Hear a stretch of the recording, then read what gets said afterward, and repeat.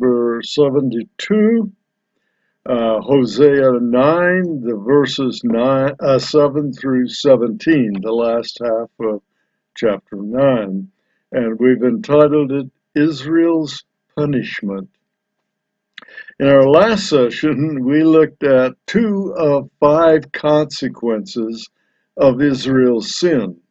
The first was the loss of joy, and that was in verses 1 and 2 of chapter 9.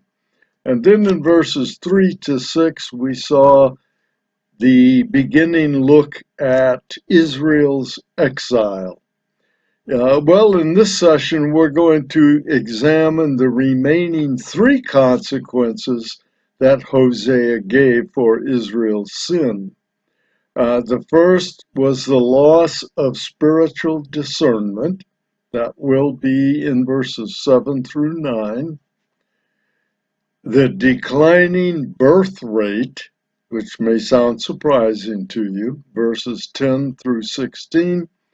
And in the last verse, verse 17, abandonment by God. So what do we have? Loss of joy, Israel's exile, loss of spiritual discernment, declining birth rate, and abandonment by God. So let's start in verse 7 of chapter 9, and with where essentially it's a cry, it's here, it's here. Verse 7. The days of punishment have come. The days of retribution have come. Let Israel know this. The prophet is a fool. The inspired man is demented because of the grossness of your iniquity and because your hostility is so great. Now, it doesn't say, he's not saying, Hosea is not saying the prophet's a fool or the inspired man's demented. He's saying that's what Israel's saying because of the grossness of their sin. Judgment had already begun. We saw this earlier with the word now, but it had only just begun. And it had just begun as Hosea was writing this book and preaching. Well, the climax to God's judgment on Israel won't come immediately. It'll come during the exile. But this is about the prophets and the inspired men. What is that? Well, again, it's a charge against Israel's spiritual condition, really. Gross evil and hostility against Yahweh's point men, the prophets and the inspired men. The nation was so far down the road of corruption that anyone declaring Israel's sin to her was considered a fool or deranged. Just think about that. Is it different today here? Well, think about how people respond to street preachers and evangelists in this country. I think you'll find it's not totally different. Well, do you think, and this is a good question, do you think Hosea, the prophet, took this personally? Because that means that, he was being called a fool or demented. But God's view of his prophets is a bit different. Let's look at verse 8. Ephraim was a watchman with my God, a prophet. Yet the snare of a birdcatcher is in all his ways, and there is only hostility in the house of his God. Prophets were God's watchmen. A watchman on the wall, if you prefer, warning the nation of impending danger. And generally, they were warning them of danger from their own sin. That's why they were not always well thought of. While that once characterized the nation Israel, get that straight in a minute, Israel turned to opposing the prophets, even though he spoke well of Ephraim in the beginning. And if you remember, he spoke generally, looking at the history of Israel, spoke generally positive about Israel in the beginning during the Exodus. But Israel, as the split off from the original unity, had turned to opposing prophets, even to the point of setting traps and displaying open hostility. It wasn't a secret. Does the church ever have selective hearing? Is there open hostility within the church, particularly with reference to its leaders? Can what you say even though it is inspired by God, perhaps, get you in trouble in the local church today? Something to think about we want to look at the status of the church, where it is currently. Well, next Hosea makes the first comparison with the Israel of his day and an earlier event in the life of the united Israel. In verse 9, they have gone deep, that's Israel, in depravity, as in the days of Gibeah. He will remember their iniquity, that's Israel's, and he will punish their sins. The days of Gibeah began in Judges. That's the first reference that you'll probably find to Gibeah, any reference of any sort. You find in Judges 19 to 20. I'm going to give you a brief rundown of the terrible event that took place there. There was a Levite who had his concubine with him, and they were traveling to a city in Ephraim, in northern kingdom, but they stopped in Gibeah. Gibeah is in the tribal territory of Benjamin. A man took them, the two of them, into the house for the night, for protection, of course. Evil men surrounded the house. You ever remember something like that from Sodom and Gomorrah? And they demanded that the Levite be sent out for homosexual relations. The Levite instead sent out his concubine, makes you wonder about the man, whom they raped all night and left her dead at the doorstep. The Levite cut his concubine into 12 pieces, sent the pieces to each of the 12 tribes of Israel, bringing the nation to a civil war footing against Benjamin, the city of Gibeah being in Benjamin. And Benjamin was nearly annihilated, and Gibeah was subsequently destroyed because of the sins of its people. So that's where it seems that Hosea's history has begun. And what's his point? Well, at the time he was preaching, God claimed the nation of Israel was as sinful as the men of Gibeah, and Israel would be destroyed just as Gibeah was destroyed. The key, just pointed out in 8:13, in the same way, says God remembers everything. He forgets nothing when it comes to their sin. Next, Hosea backs up in time to make another historical comparison, even earlier than the one in Judges. He begins with God's glowing version of Israel's birth as his chosen people. Of course, we're speaking about the Exodus in the book of Exodus. The Northern Kingdom's history lesson was about to begin the history of Israel's breaking of the covenant. Verse 10 of chapter 9.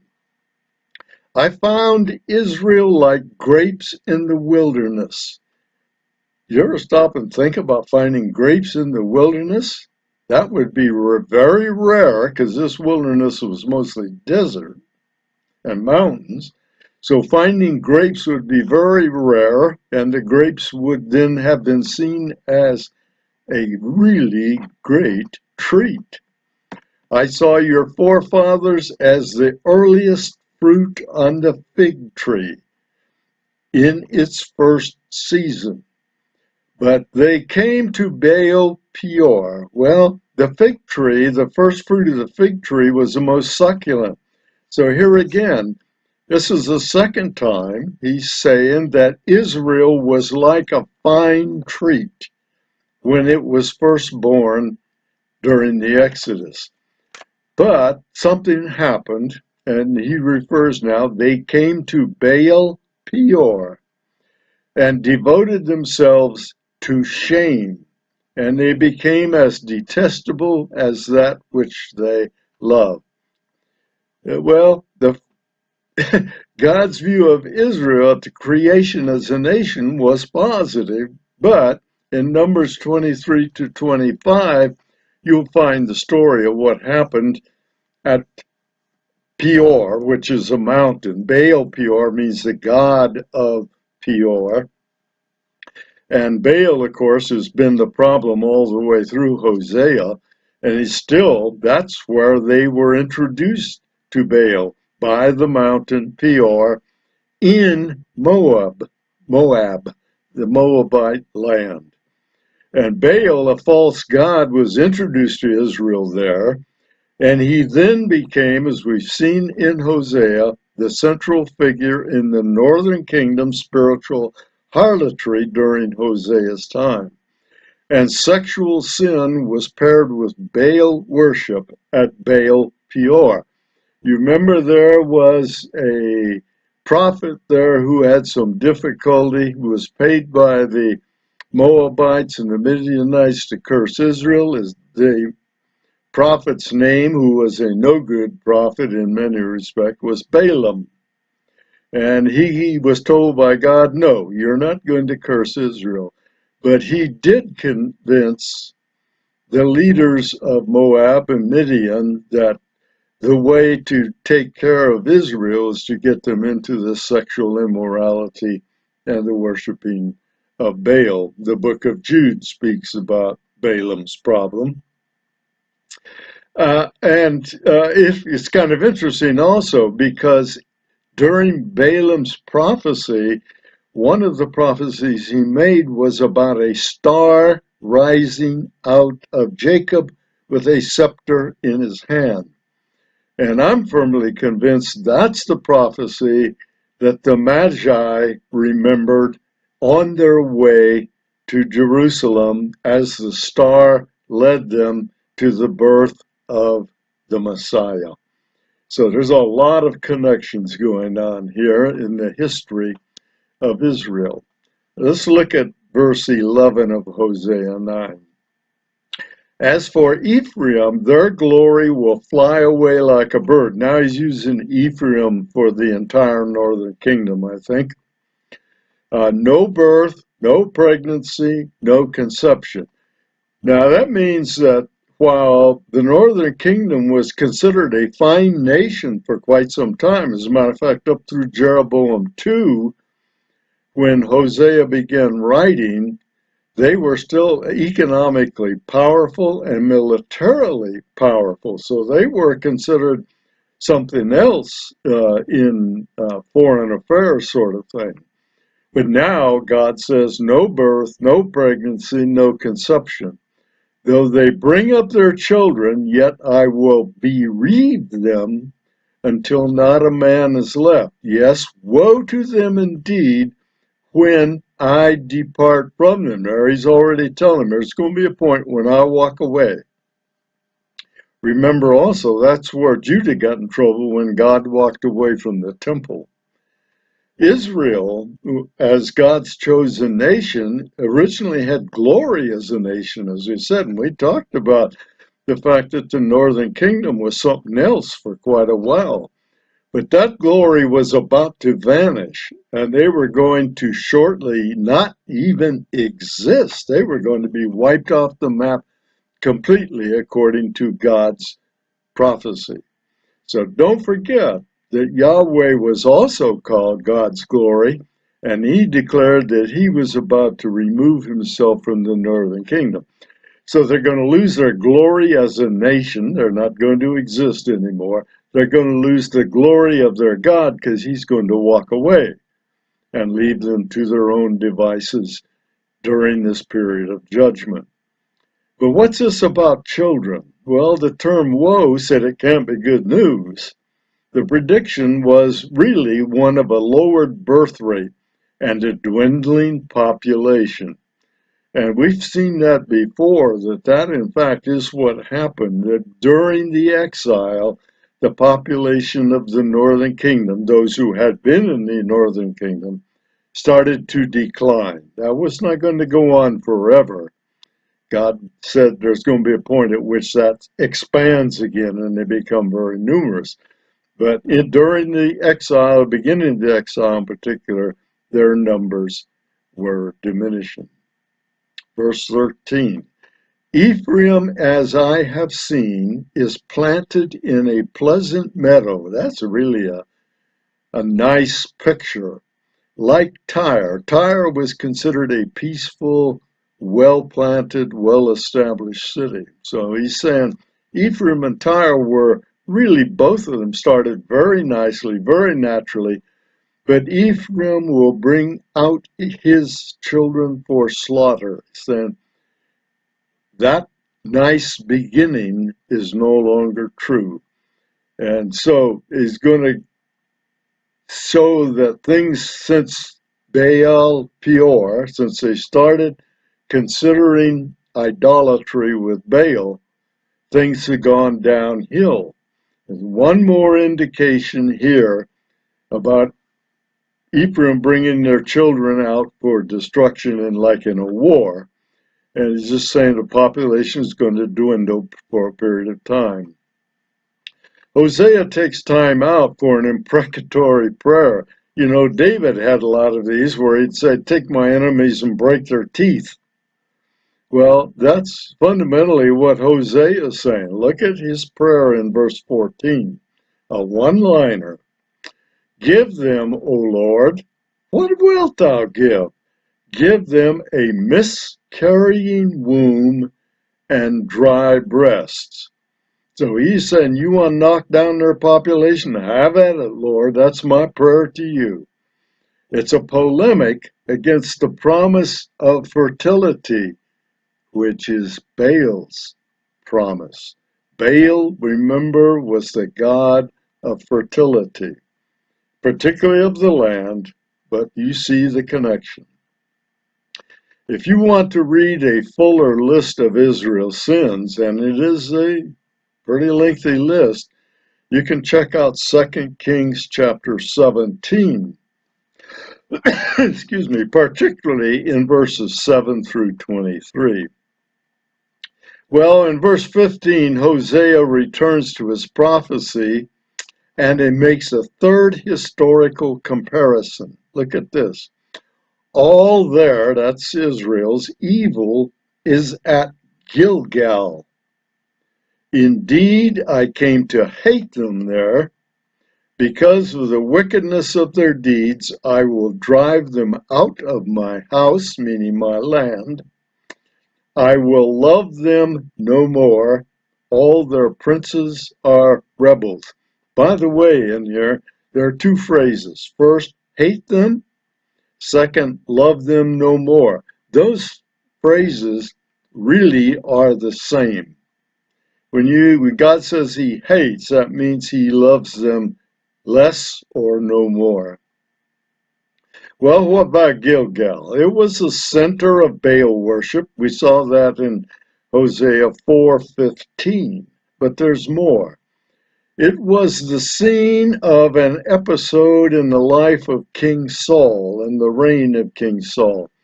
It was a point at which his departure from God was fixed and God was departing from him. He's the one person that I know of that God says, I took my love from him. He took his spirit from him also.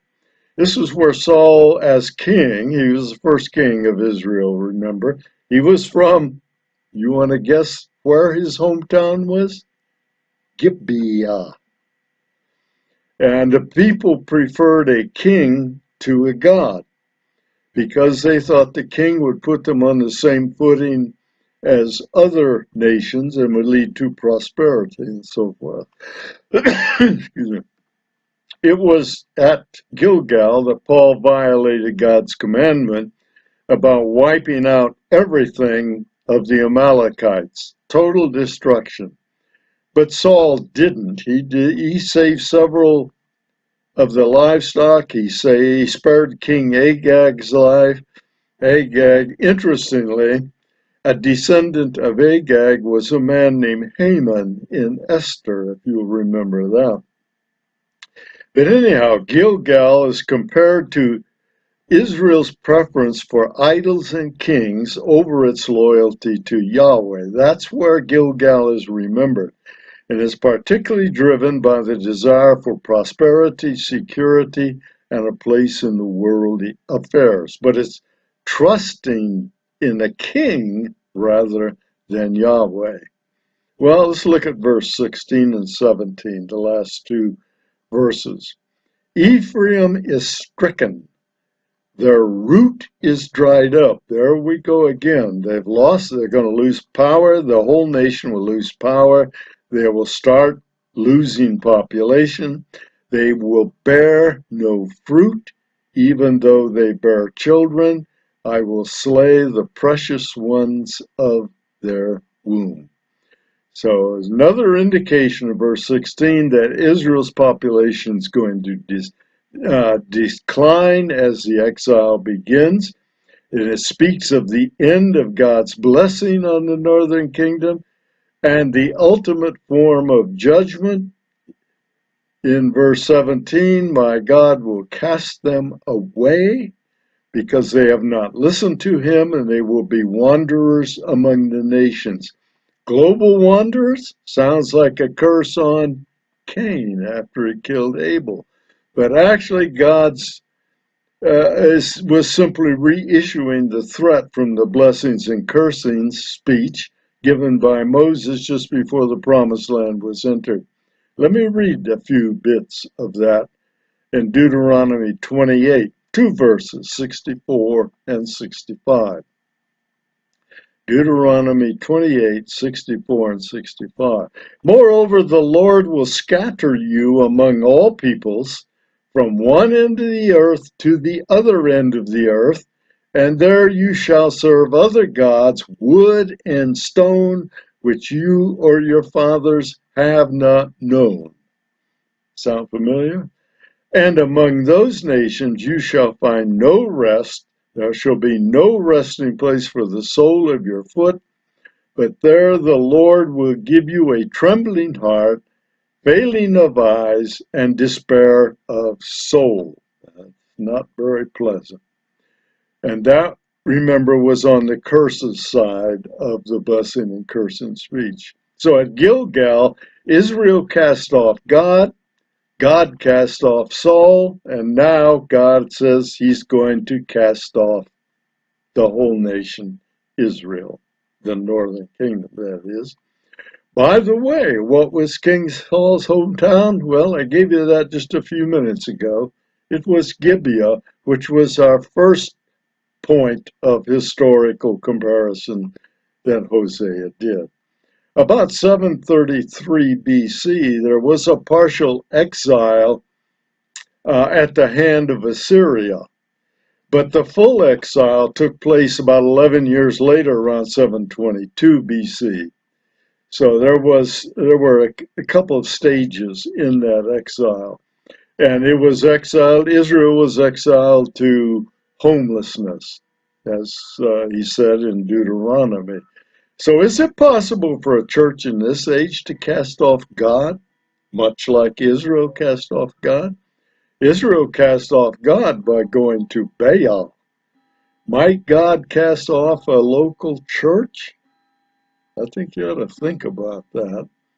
And then think about the first three chapters of Revelation while you're at it. So what do we take away? Well, if you're on point for God and his truth, you will likely be considered a fool, a bigot, or mad. The church must maintain unity and its role as God's watchman for the culture, which is what Israel had originally, but they lost it. Individual believers and the church must guard against changing its God. There are entire denominations that in our lifetimes have changed who their God is. They still say it's the God of Abraham, Isaac, and Jacob, but if you look at the nature and characteristics of that God, he does not look like the same God. Well, next session, Hosea is going to outline the deterioration of both the throne, which is not a Davidic throne. There's no king, there's no relative of David's on that throne in the northern kingdom, and the religious system of the northern kingdom. So both the political and ruling arm of Israel and the religious arm of Israel are going to be deteriorating and disintegrating. We'll look at that next time, but the time after that, which will be right after Christmas, if you're looking at this currently, we will see God's love still for Israel. We'll see you then.